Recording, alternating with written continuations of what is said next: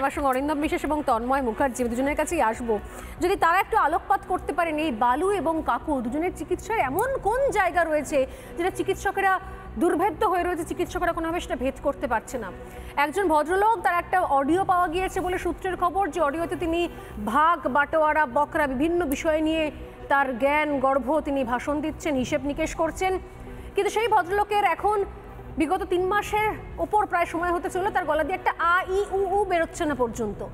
এমন কোন দুরারোগ্য এন্ট্রি ব্যাধিতে তিনি ভুগছেন, প্রত্যেকবার জোকাই এসআই হাসপাতাল থেকে টিম আসে বা অ্যাম্বুলেন্স আসে, তারা বাইরে অপেক্ষা করতে করতে ফেরত চলে যান, কিন্তু কালীঘাটের কাকু সুস্থ হয় না। হাসপাতাল আগে থেকেই বলে দেয় তিনি গুরুতর অসুস্থ, তার কথা বলার ক্ষমতা নেই। এমন কোন রোগ, যদি আপনারা চিকিৎসক হিসেবে একটু আলোকপাত করতে পারেন। আমি শুরুতে তন্ময়দার কাছে আসছি, তারপর অরিন্দম বাবুর কাছে। তন্ময় বাবু, দেখুন, উদ্দেশ্য হচ্ছে যে আপনাদের মনে থাকবে যে এই যে কালীঘাটের কাকু, এনার একটা ইচ্ছা হচ্ছে যে আমার পরে যেন আমার বস পর্যন্ত ইডি পৌঁছতে না পারে, এইটা এনার একটা ইচ্ছা। আর এই সরকার, তৃণমূলের সরকারেরও একই ইচ্ছা, যেন হচ্ছে কাকুর পরে কাকুর বসের কাছে ইডি পৌঁছতে না পারে।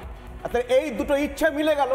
আর সেই ইচ্ছা পূরণের জন্যে এসএসকেএমের আধিকারিকরা, ডাক্তাররা, স্বাস্থ্য মন্ত্রক কাকুকে যত রকম ভাবে পারা যায় সাহায্য করছে, যাতে কাকুর ইচ্ছা পূরণ হয়, যাতে বস পর্যন্ত পৌঁছতে না পারেন। তার জন্যে আজকে আপনারা জানবেন যে উনি 4 মাসের উপর একটা এসএসকেএমের মতো হাসপাতালে ভর্তি আছে। আমরা জানি না এই 4 মাসে ওনার কি হয়েছে ওখানে।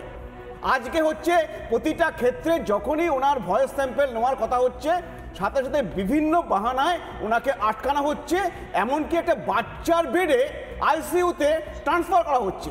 তাহলে এর থেকে এটা পরিষ্কার সম্ভব আদেও যে এরকম কোনো রোগ রয়েছে, ইএনটি মানে গলার কোনো রোগ আছে, আপনারা ভালো বলতে পারবেন, যেটা 4 মাসে একটা আওয়াজ বার করা যায় না সেখান থেকে, এটা কি আদৌ সম্ভব? শুনুন, গলার রোগ তখনই হতে পারে যদি ইচ্ছা করে এসএসকেএম ওনার গলার শটটাকে বন্ধ করে দেয়। এসএসকেএম ওনার গলার শটটাকে যদি পরিবর্তন করে দেয়, সেটা করা সম্ভব। আমি অরিন্দম বাবুর কাছে, অরিন্দম বিশ্বাস, তার আগে সজল ঘোষ হাত তুলতে। সজল বাবু, একটা লাইন বলবো আমি শুধু আপনাদের মাধ্যম দিয়ে, এটা একটা গণমাধ্যম, এটার মধ্যে দিয়ে একটা মেসেজ সকলের কাছে পৌঁছানো উচিত যে কাকুর নিরাপত্তা সুনিশ্চিত করুন। কাকু এমন একটা গলার কাটা মমতা বন্দ্যোপাধ্যায়ের, এটা কাকুকে বাঁচানোর জন্য নয়, এটা হচ্ছে মমতাকে বাঁচানোর জন্য। তার জন্য যদি প্রয়োজন হয় ওর গলা চিরস্তরে স্তব্ধ করে দিতেও ওরা কিন্তু কোনো রকম দ্বিধা করবে না। যদি অসুখ করে, সে অসুখ করলে হসপিটালে যাবে, কি অসুখ করেছে না, কি অসুখ করেছে কাকু? আর ভূতে ধরলে ওজার কাছে যাবে, আর ভূতে ধরলে ওজার কাছে যাবে, ঝাঁটা পেটা খাবে, ওটাই হসপিটালে না গিয়ে। এবার কি তাহলে মানে ভারতীয় জনতা পার্টি রাজ্য দপ্তরে গিয়ে বলতে হবে এটা বলতে চাইছে?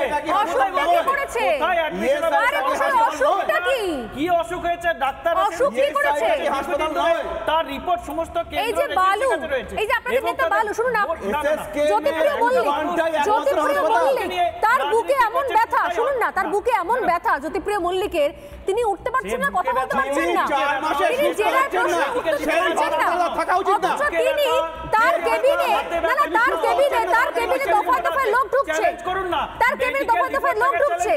আরে আপনি বলুন, শুনুন রাজু বাবু, আপনি বলুন, আপনি যদি একটা হাসপাতালে 4 মাস ধরে থাকেন, আরে অসুখটা কি? আপনি কি এক সেকেন্ড দাঁড়ান, তো অসুখটা কি?